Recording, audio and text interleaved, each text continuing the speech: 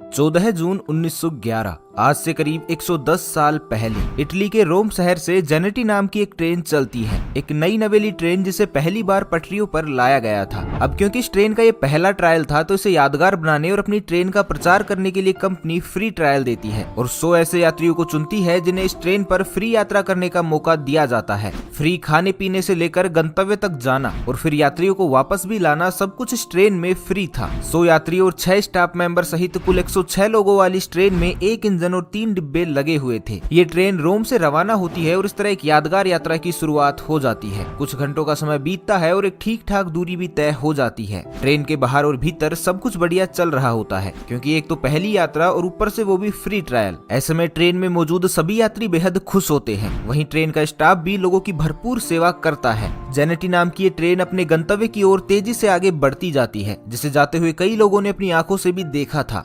यहाँ तक तो सब कुछ ठीक था, लेकिन इसके तुरंत बाद वो हो जाता है जिसे सुनकर आप सब हैरान रह जाएंगे। जेनेटी के रास्ते में अचानक एक सुरंग आती है जिसका नाम था लोम्बार्डी टनल। वो सुरंग जिसकी लंबाई 1 किलोमीटर थी। अब यहाँ होता ये है कि ये ट्रेन इस सुरंग के अंदर तो जाती है, लेकिन दूसरे छोर से ये कभी बाहर निकलती ही नहीं है। इसके अंदर जाते ही एक 3 डिब्बों वाली ट्रेन हमेशा के लिए गायब हो जाती है, जो ना तो तब ढूंढने पर मिलती है और ना ही इसका पता आज 110 सालों के बाद भी लग पाया है। जी हाँ दोस्तों, जिस तरह आपको हैरानी हुई है ठीक उसी तरह उन लोगों को भी हुई थी जो इस ट्रेन का बेसब्री से इंतजार कर रहे थे। वो लोग जिन्होंने इस ट्रेन को सुरंग तक जाते हुए देखा था, वो लोग जिन्होंने इस ट्रेन को हरी झंडी दिखाकर आगे पास किया था। जब कई घंटों तक उन्हें इस ट्रेन के बारे में कुछ भी पता नहीं चला तो हर तरफ एक हड़कंप मच गया और ये बात समूचे इटली में आग की तरह फैल गई कि 106 लोगों वाली एक ट्रेन लोम्बार्डी नाम की एक सुरंग में गायब हो गई है। इस घटना के तुरंत बाद इसकी जांच शुरू कर दी गई क्योंकि 1 किलोमीटर की सुरंग को पार करने में अब ट्रेन को 1 दिन से ऊपर का समय बीत चुका था, जिसका केवल एक ही मतलब था कि जेनेटी किसी हादसे का शिकार हो चुकी है और उसके साथ असल में क्या हुआ है ये जानना अब बेहद जरूरी था। सभी का शक रहस्यमयी सुरंग पर ही था, तो सुरंग के चप्पे चप्पे को छाना गया। लोगों को शक था कि कहीं सुरंग में कोई गहरी खाई या खुफिया रास्ता तो नहीं है जहां ट्रेन रास्ता भटक कर चली गई हो और दुर्घटनाग्रस्त हो गई हो। लेकिन आपको जानकर आश्चर्य होगा कि ना तो उस सुरंग में ऐसा कोई खुफिया रास्ता मिलता है और ना ही ट्रेन का कुछ पता चलता है। धीरे धीरे समय यूं ही निकलता जाता है और जब जांच का कोई नतीजा नहीं निकलता और ट्रेन का कोई भी सुराग नहीं मिलता तो ये बात मीडिया में पहुंच जाती है, जिसमें इटली की अच्छी खासी बदनामी होती है क्योंकि उसके 106 नागरिक रहस्यमयी रूप से गायब हो गए थे, जिनका पता लगाने में इटली अब तक नाकाम था। हालांकि मीडिया की इस बदनामी ने इटली को एक उम्मीद की किरण तब दी जब मैक्सिको के रहने वाले 2 व्यक्ति अचानक से सामने आते हैं और ये दावा करते हैं कि वो लोग इस यात्रा का हिस्सा थे, लेकिन टनल से पहले ही वो लोग ट्रेन से कूद गए थे।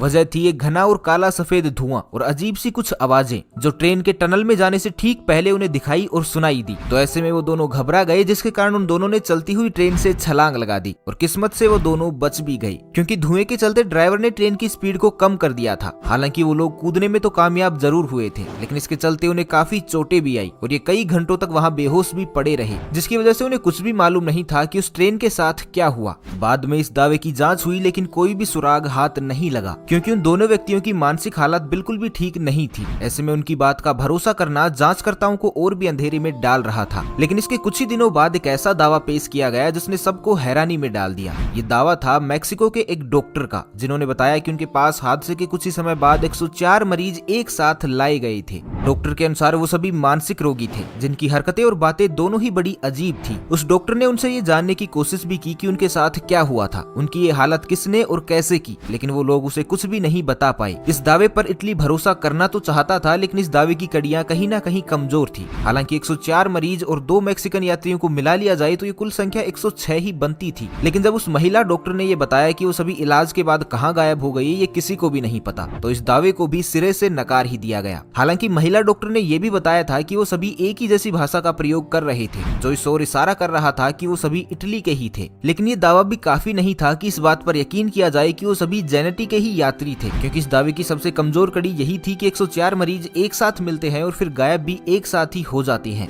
समय के साथ लोग इस हादसे को भूलने लगे, जिसके चलते जांचकर्ताओं ने भी सबूतों के अभाव में जांच को कहीं ना कहीं रोक दिया था और तब से लेकर आज तक ये ट्रेन हादसा एक रहस्य बनकर ही रह गया। लेकिन यहाँ जांच भले ही रोक दी गई थी, लेकिन समय समय पर इसके बारे में दावों का सिलसिला कभी नहीं रुका। ऐसा ही एक सबसे बड़ा दावा तब किया गया जब ये पता चला कि इस ट्रेन को हूबहू अलग अलग समय पर अलग अलग जगहों पर देखा गया है। कभी ये ट्रेन रोमानिया में देखी गई तो कभी रसिया में। इसे जर्मनी, मैक्सिको और यहाँ तक कि भारत में देखे जाने का दावा भी किया गया है और ये भी बताया गया है कि इन सभी जगहों पर जेनेटी का वही मॉडल और हूबहू 3 डब्बों वाली वही ट्रेन देखी गई है जो लोम्बार्डिया में गायब हुई थी। ऐसी ही एक आप बीती है यूक्रेन के जावालिची स्टेशन की, जहां पर जेनेटी जैसी एक 3 डिब्बों वाली ट्रेन पहुंचती है। रात का समय था और स्टेशन भी बेहद छोटा था, जहां केवल उस समय एक ही व्यक्ति मौजूद था और वो था स्टेशन का मास्टर, जिसके द्वारा बताया गया कि उन्होंने इस ट्रेन को अपनी आंखों से देखा है, जो बिना पटरी और बिना किसी टाइम टेबल के स्टेशन पर आती है और फिर स्टेशन को पार भी कर जाती है। पहले तो उन्हें लगा कि उन्हें कोई धोखा हुआ है, लेकिन जब वो गौर से देखते हैं तो वो सचमुच की एक ट्रेन ही थी जो हूबहू जेनेटी जैसी ही दिखती थी। लेकिन फिर बाद में ये ट्रेन आगे बढ़ते बढ़ते पहाड़ों में कहीं खो जाती है। ये देख स्टेशन मास्टर बेहद घबरा सा जाता है और इसकी जानकारी स्थानीय अधिकारियों को देता है। लेकिन जब इसकी जांच होती है तो पता ये चलता है कि वो जगह जो स्टेशन मास्टर ने बताई थी वहाँ एक इटालियन कब्रिस्तान था, जहाँ करीब 2000 से ज्यादा सैनिक दफन थे। हालांकि इस रहस्य के पीछे का रहस्य तो कभी नहीं खुल पाया, लेकिन इस व्यक्ति ने ट्रेन का जो हुलिया बताया उसने सबको हैरान जरूर कर दिया, क्योंकि उसने जो ट्रेन का हुलिया बताया था वो हूबहू जेनेटी से मिलता था, जिसके बारे में उस स्टेशन मास्टर ने कभी भी और कुछ भी नहीं सुना था। इसी तरह का एक दावा मेक्सिको से भी किया गया कि जब मेक्सिको में इस ट्रेन को देखा गया तब समय था साल 1840, मतलब जेनेटी ट्रेन के स्वरूप में आने से भी करीब 71 साल पहले ही ये ट्रेन मेक्सिको में देखी जा चुकी थी, जबकि इसका असल रूप 1911 में तैयार किया गया। ये बात इसलिए भी रहस्यमयी है क्योंकि 1845 के बाद इसे पहली बार 1911 में ही देखा गया था, जब ये सचमुच जेनेटी के रूप में आई और आते ही गायब भी हो गई, जिसका लिखित इतिहास आज भी इटली में दर्ज है। तो अब सवाल ये उठता है कि आखिर एक ट्रेन जो अलग अलग समय में अलग अलग जगह पर देखी तो गई, लेकिन सभी जगह से रहस्यमयी रूप से गायब भी हो गई,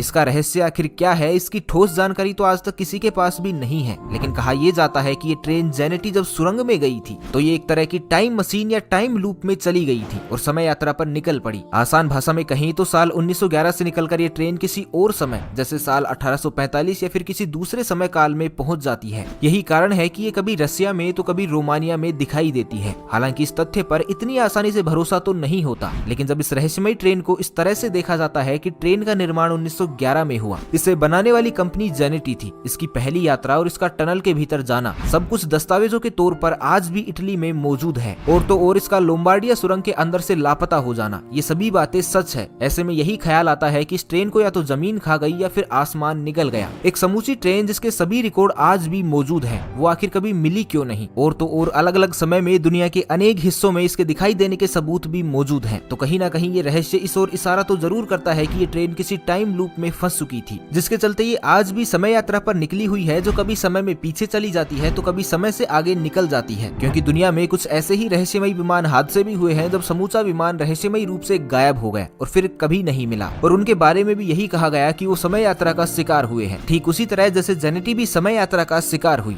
तो दोस्तों, आपको क्या लगता है उस ट्रेन के साथ क्या